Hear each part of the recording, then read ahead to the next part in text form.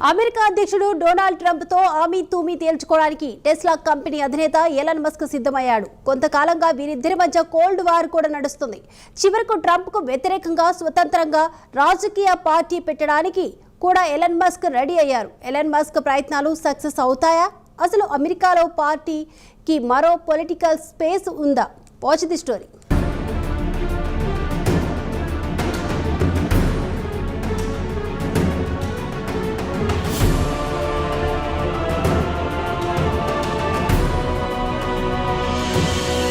America అధ్యక్షుడు Donald Trump, corporate దిగ్గజం Elon Musk మధ్య ఇటీవలి కాలంలో తీవ్ర విభేదాలు తలెత్తాయి. ట్రంప్ ఏ క్షణాన బ్యూటిఫుల్ బిగ్ బిల్ అంటూ ఓ కొత్త చట్టం తీసుకురావడానికి ప్రయత్నాలు మొదలెట్టారో అప్పటి నుంచే ఇద్దరి మధ్య గొడవలు మొదలయ్యాయి.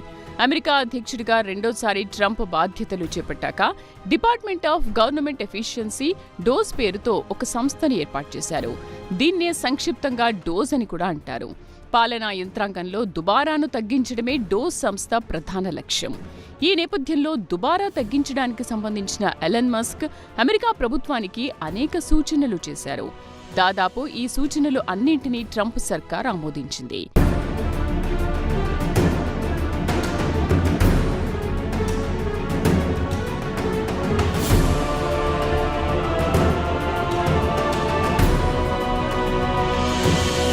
అయితే ఇటీవల బ్యూటిఫుల్ బిగ్ బిల్ అంటూ ఓ కొత్త చట్టం తీసుకురావడానికి ట్రంప్ సర్కారు ప్రయత్నాలు మొదలెట్టింది.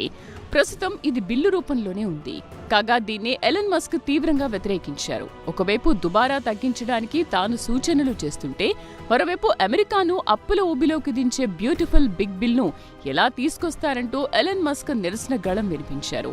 అయితే మస్క్ నిరసనను ట్రంప్ పట్టించుకోలేదు. బ్యూటిఫుల్ బిగ్ బిల్ పై ముందుకు పోవడానికే సిద్ధమయ్యారు.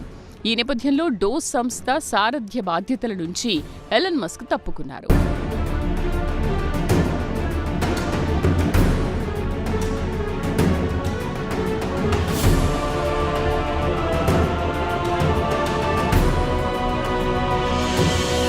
అయితే కథ ఇక్కడితో ఆగలేదు.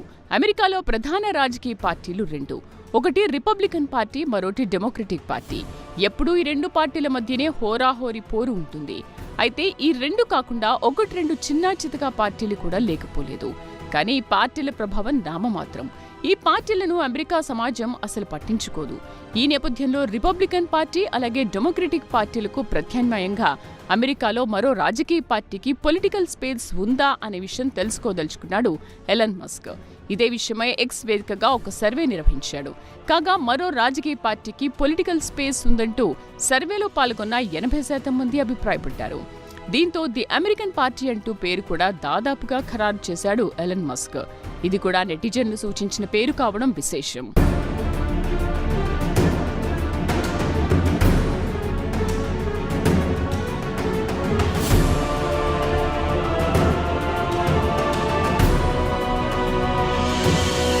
ది అమెరికన్ పార్టీ ప్రస్తుతం హాట్ టాపిక్ గా మారింది. ది అమెరికన్ పార్టీ ప్రధాన లక్ష్యం ట్రంప్ నాయకత్వంలో ఉన్న రిపబ్లికన్ పార్టీని దెబ్బతీయడమే అనేది స్పష్టం. అయితే ది అమెరికన్ పార్టీపై వ్యాఖ్యానించడానికి అధ్యక్షుడు ట్రంప్ అంగీకరించలేదు. ప్రస్తుతం తాను రష్యా ఉక్రెయిన్ యుద్ధం అలాగే గాజా ఇజ్రాయెల్ గొడవల పరిష్కారంలో బిజీగా ఉన్నానని ట్రంప్ పేర్కొన్నారు. అయితే ఎలన్ మస్క్ ను ఇప్పటికీ తానొక మిత్రుడిగానే చూస్తానన్నారు.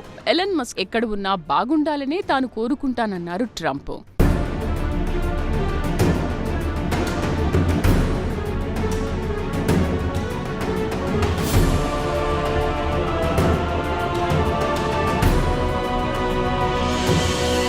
ఇదిలా ఉంటే ఎలన్ మస్క్ కొత్త పార్టీ ఎపిసోడ్లో అనూహ్యంగా రష్యా ఎంట్రీ ఇచ్చింది. అవసరమైతే ఎలన్ మస్క్ రాజకీయ ఆశ్రయం కల్పించడానికి తాము సిద్ధంగా ఉన్నామని రష్యా పేర్కొంది. ఇదొక విశేషం.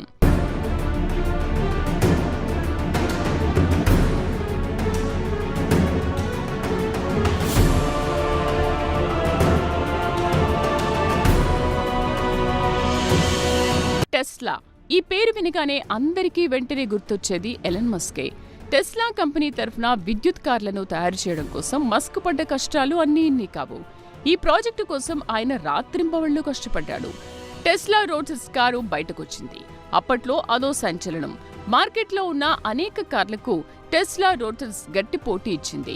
టెస్లా రోటర్స్ కు మంచి హిట్ టాక్ వచ్చింది. దీంతో ఆటోమొబైల్ ఇండస్ట్రీ మీద ఎలన్ మస్క్ పట్టు దొరికింది. ఆ తర్వాత ఇక ఆయన వెనక్కి తిరిగి చూసుకోలేదు. టెస్లా విజయం తర్వాత అంతరిక్షం వైపు దృష్టి పెట్టాడు. అంగారక గ్రహం మీద మొక్కలు పెంచే మార్స్ ఒయాసిస్ అనే ప్రాజెక్టు గురించి ప్రచారం చేశాడు. భవిష్యత్తులో ఎప్పటికైనా మనిషి అంగారక గ్రహానికి వలస వెళ్లే అవకాశం ఉందని బలంగా నమ్మాడు. దీంతో స్పేస్ ఎక్స్ సంస్థను స్థాపించాడు.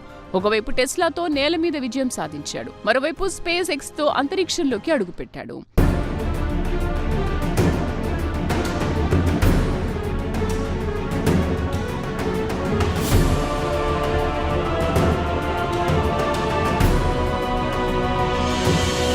ఎలన్ మస్క్ జీవితం పూలపాన్పు కాదు, ఆయనది ఎత్తుపల్లాల జీవితం.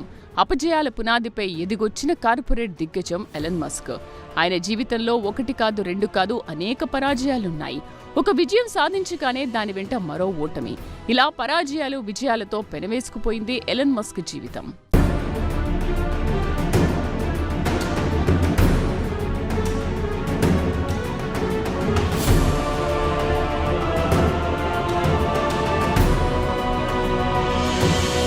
అయితే బిజినెస్ లో సక్సెస్ కావడానికి ఒక రాజకీయ నాయకుడిగా విజయం సాధించడానికి చాలా తేడా ఉంది. సక్సెస్ఫుల్ బిజినెస్ పర్సన్ అందరూ రాజకీయాల్లో కూడా విజయం సాధిస్తారు అనడానికి ఆధారాలేమీ లేవు.